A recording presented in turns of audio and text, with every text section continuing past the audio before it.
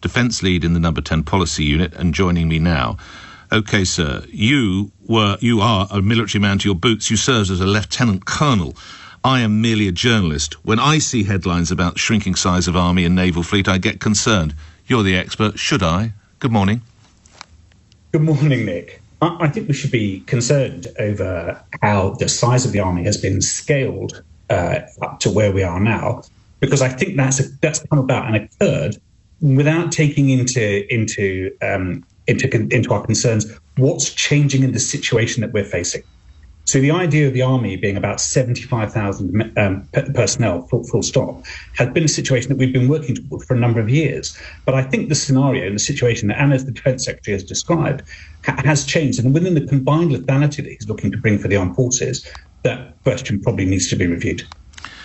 Look, you'll know this. The problem, I imagine, and you've worked there, within Number 10 is, if you're trying to get votes, schools and hospitals will.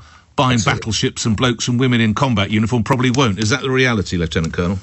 That is the reality, Nick. The reality is that, defence and foreign policy have never been uppermost in the minds of the British electorate when it comes to gaining votes. It's something that we understand, that we appreciate, and that we are always concerned about. And we have made quite a number of significant commitments. I mean, the last election, the commitment to head toward 2.5% GDP for our defence spending, it does move it. So it doesn't work against us, but it's never at the top of the agenda. I mean, bigger isn't necessarily best. Is there the argument that a smaller and more mobile army and even a smaller and more mobile navy can achieve just as good, if not better, results?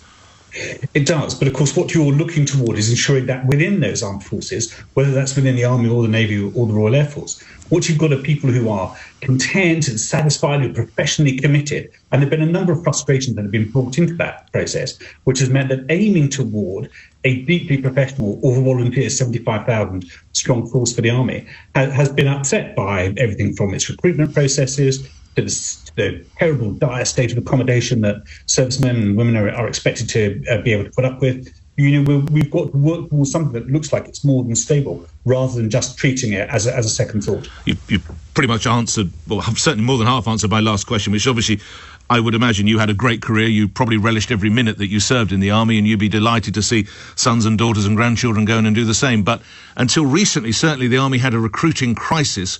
Why do you suppose young men and women, you've touched on it briefly, why didn't they want to sign up, would you say?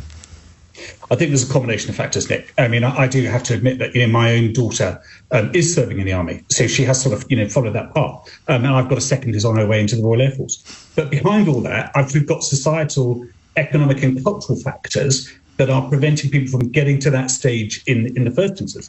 That's not helped by the frustrating recruiting process, which stands in their way. I mean, there's more. There are so many recountable tales of young people who want to volunteer to join the armed forces being turned off or frustrated by the process that's in place at the moment.